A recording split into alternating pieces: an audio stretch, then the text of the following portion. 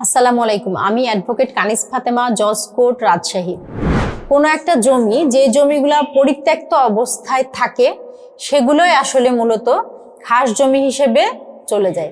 খাস জমিটা কোনো একজন ব্যক্তি, উনি সময়ের বাংলাদেশে যখন আসলে যুদ্ধ হয়েছিল, তখন অনেক হিন্দু বাংলাদেশ থেকে নিজের জীবন বাঁচানোর জন্য চলে গেছে, কিন্তু তাদের জমিগুলা পরিত্যক্ত অবস্থায় থেকে গেছে। এখন সেই জমিগুলা কি হবে?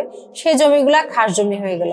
আবার অনেক সময় দেখা যায় অনেক ব্যক্তি অনেক জমি পরিত্যক্ত অবস্থায় থেকে যায়, তখন সেই জমিগুলাও কিন্তু আসলে খাস জমি হিসেবে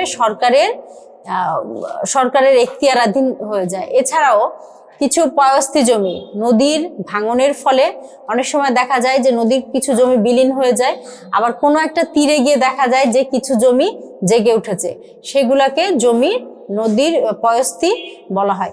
এই পয়স্তি জমিগুলাও কিন্তু সকল মালিকানা থাকেন বাংলাদেশ সরকারের পক্ষে জেলা প্রশাসক। সংশ্লিষ্ট এলাকার জেলা প্রশাসক হচ্ছেন সেই জমির মালিক। এখন এই যে খাস জমি, যে জমিগুলা হয়, এই খাস জমি হওয়ার ফলে এই খাস জমিগুলা কিন্তু আসলেই কোনো একজন ব্যক্তি নিজের জমি বলে আর কখনোই দাবি করতে পারবেন না। এই জমিটা তখন গভর্নমেন্টের মালিকানাধীন হয়ে গেল। এই জমিটার মালিক তখন হচ্ছেন বাংলাদেশ সরকার। পক্ষে এটা ডিসি মানে স্থানীয় জেলা প্রশাসক এই জমিটার মালিক হিসেবে এই জমিটার দেখভাল, এই জমিটা পরিবর্তন, এই জমিটা কাউকে বিতরণ বা কারো কাজে প্রয়োজন বা সরকারি যে কোনো নির্দেশনা অনুযায়ী এই জমিটা ব্যবহার উনি করতে পারবেন। এছাড়াও খাস জমি 1 নম্বর খতিয়ানে উঠে যায়, তখন এই জমিটা চাইলেও কোনো ব্যক্তি বিক্রি করতে পারবেন না, কাউকে দিতে পারবেন না। উনার যদি কোনোভাবে উনি পেয়েও থাকেন গভর্নমেন্টের কাছ থেকে, উনি সেই জমিটার হস্তান্তর করার ক্ষমতাও তার থাকে না। তখন এই জমিটার হস্তান্তর, পরিবর্ধন, ভোগ দখল সকল কিছুর ক্ষমতাই থাকে একমাত্র বাংলাদেশ সরকার। পক্ষে হচ্ছেন সংশ্লিষ্ট এলাকার জেলা প্রশাসক। এই জমিগুলা যদি সরকার মনে করে যে জমিগুলা পড়ে আছে, এই জমিগুলা ব্যবহার করে কিছু কৃষি কাজ করে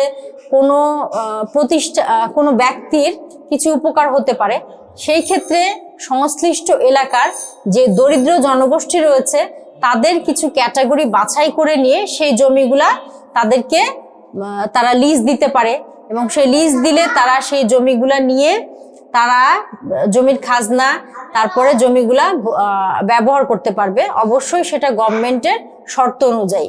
এখন গভর্নমেন্ট যে শর্তগুলা দিয়ে থাকে, পক্ষে জেলা প্রশাসক সেই শর্তগুলা দিয়ে থাকেন, সেটা হচ্ছে এই জমিগুলো আসলে কাদেরকে বরাদ্দ দেয়া যেতে পারে বা কাদের জন্য এই জমিগুলা ব্যবহার করতে সরকারের অনুমতিক্রমে ব্যবহার করতে পারে। সেগুলো হচ্ছে মুক্তিযোদ্ধা, কোনো দুস্থ পরিবার যাদের শুধু একটু বসত ভিটা আছে, কিন্তু তারা কৃষি নির্ভর পরিবার, অন্যের জমিতে কৃষিকাজ করে খায়, কিন্তু তাদের নিজস্ব যদি একটুখানি জমি থাকতো তাদের অবস্থাটা আরেকটু উন্নত হতো।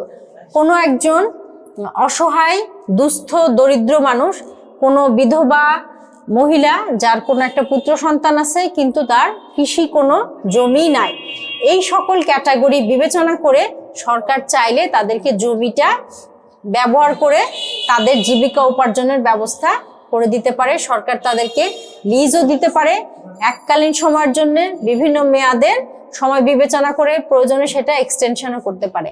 এছাড়াও এই জমিগুলো যখন বরাদ্দ দেওয়া হয়, তখন কোনো ব্যক্তি আবার এই জমিটা হস্তান্তর বা অন্য কারো কাছে দিতে পারবে না, বা তার পুরুষের পর পুরুষ যে জমিটা ভোগ দখল করার বিষয়, এটাও কিন্তু আসলে আসবে না। এটা গভর্নমেন্টের পারমিশন নিয়েই করতে হবে।